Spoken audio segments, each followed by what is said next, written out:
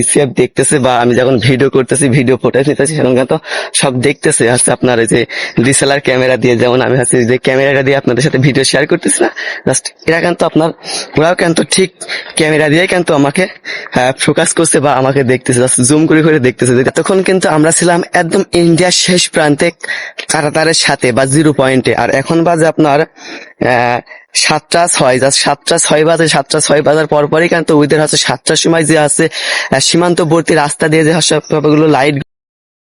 Hello WhatsApp guys, I come back to আসমাউল you new another blog video right now. আজকে আমি অবস্থান করছি বাংলাদেশ ইন্ডিয়ার শেষ প্রান্তে, শেষ গ্রাম, বাংলাদেশের শেষ গ্রাম, যে গ্রামের পর বাংলাদেশে আর কোনো গ্রাম পাবেন না। জাস্ট এটা অবস্থান করছে চুয়াডাঙ্গা জেলার দর্শনা থানা অধীনে জাস্ট ছোট বলদিয়া গ্রাম নামে। জাস্ট এই গ্রামের পরে কিন্তু আপনি বাংলাদেশে আর কোনো গ্রাম পাবেন না। আর ওদিকে কিন্তু আপনার আছে ইন্ডিয়া। এই যে নদীটা দেখতে পাচ্ছেন, এই নদীটা পার হলেই কিন্তু আপনার ইন্ডিয়া।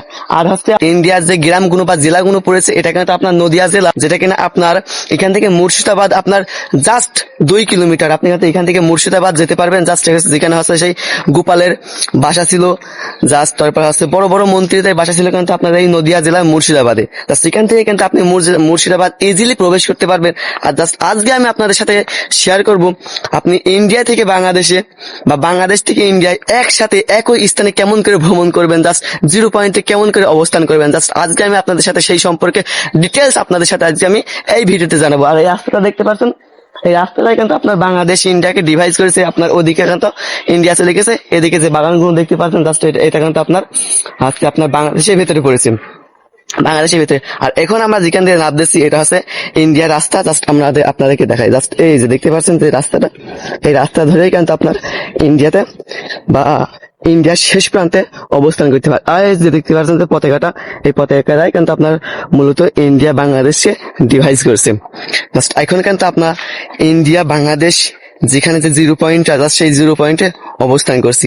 এই যে দেখতে পাচ্ছেন যে পিলারটা, এটাই কিন্তু মূলত আপনার ইন্ডিয়া বাংলাদেশকে ডিভাইড করছে। এই যে 83 নাম্বার পিলার যেটা দেখতে পাচ্ছেন, এটা কিন্তু বাংলাদেশ ইন্ডিয়াকে ডিভাইড করেছে। জাস্ট আমি কিন্তু এখন ইন্ডিয়াতে আছি, এই যে আমি এই পিঠে চলে আসছি কিন্তু বাংলাদেশে চলে আসবো। আর এই যে দেখতে পাচ্ছেন, এই যে নদীটা দেখতে পাচ্ছেন, এই নদীটা ধরেই কিন্তু আপনার এই চারিদিকে রাস্তাঘাট এইদিকে আপনার কেন চলে যাবে আপনার সব সব কিন্তু ইন্ডিয়া। জাস্ট এখান থেকে আপনি নদিয়া জেলার সে মুর্শিদাবাদ গোপালের অঞ্চলে দেখতে পাবেন। আর এই যে মানে যে ডাড়িটা দেখতে পাচ্ছেন, এটা কিন্তু মূলত ইন্ডিয়ান ডাড়ি। জাস্ট আমি এখন যেখান দিয়ে যাচ্ছি এটা কিন্তু বাংলাদেশ ইন্ডিয়াকে ডিভাইড করছে। আরো এক টাকা কিন্তু ইন্ডিয়ার ভিতরে ঘাস কাটতেছে। এই যে দেখতে পাচ্ছেন যে চিচিঙ্গি বাগান বা চিচিঙ্গি বান করছে, জাস্ট এটা কিন্তু আপনার বাংলাদেশের ভিতরে। জাস্ট এখন আমি ওখান থেকে বাংলাদেশের ইন্ডিয়ার শেষ প্রান্ত থেকে আমি এখন বাংলাদেশের রাস্তাতে উঠবো। কারণ হচ্ছে আমার ওখান থেকে বিজিবি বা বিসিএফ দেখতেছে বা আমি যখন ভিডিও করতেছি, ভিডিও ফুটেজ নিতেছি, সেরকম কিন্তু সব দেখতেছে। হচ্ছে আপনার এই যে ডিএসএলআর ক্যামেরা দিয়ে, যেমন আমি হচ্ছে যে ক্যামেরাটা দিয়ে আপনাদের সাথে ভিডিও শেয়ার করতেছি না,